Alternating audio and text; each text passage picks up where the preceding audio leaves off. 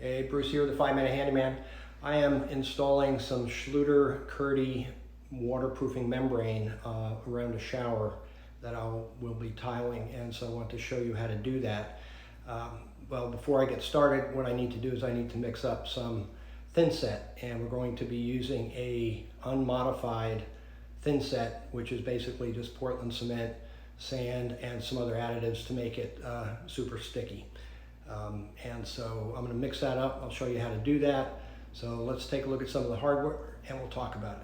Love to have you subscribe to my channel so that you could see other types of home improvement projects and handyman work and some product reviews as well. So let's get right to it. So what I'm going to be doing is using this this unmodified Thinset, and I have a video on explaining the difference between modified and unmodified, and encourage you to take a look at that so you can see what that's all about.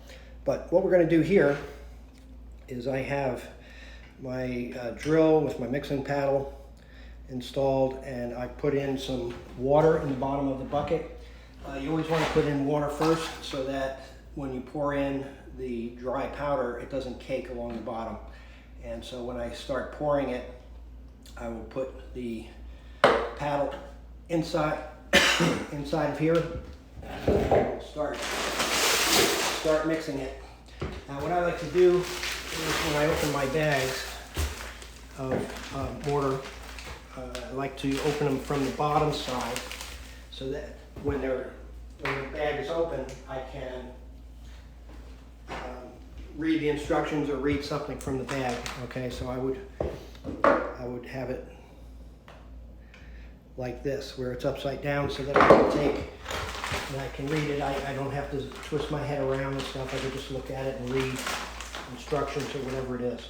So what I'll do is I'll just take and slice this open, and I don't cut the whole top off because I'm not making a full batch. This brand has a pot life, which means that it'll stay workable in the bucket for about up to 2 hours. This other brand that I have here, Sardex stuff, will have a pot life of about 3 hours. So you don't want to mix up too much, because once it starts getting thick, you really can't use it. So let's get back on the bucket here, and we'll get going. So what I do is I'll take this and I'll hold the bag between my legs, and as I start to drop the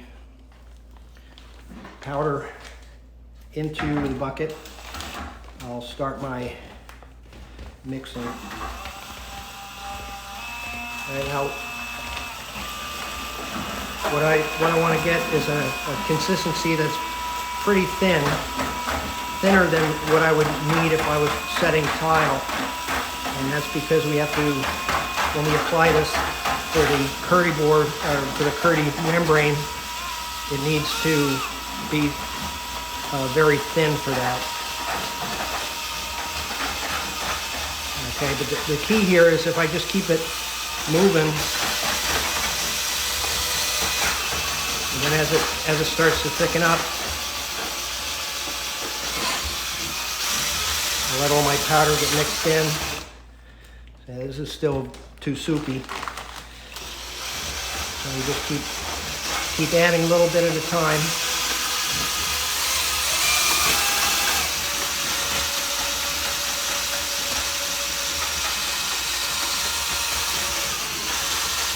Now as it starts to get thicker, you want to just kind of get a feel for how thick it is. Okay, so I think we're going to be pretty close with this.